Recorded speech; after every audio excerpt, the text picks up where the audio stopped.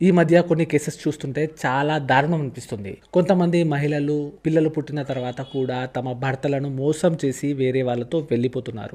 నాకు అర్థం కాని విషయం ఏంటి అంటే, అసలు భర్తను వదిలేసి పరాయి వాళ్ళతో వెళ్ళిపోయే అవసరం ఏముంది? గొడవ జరిగిన వెంటనే పుట్టింటికి వెళ్ళిపోతారు కొంతమంది.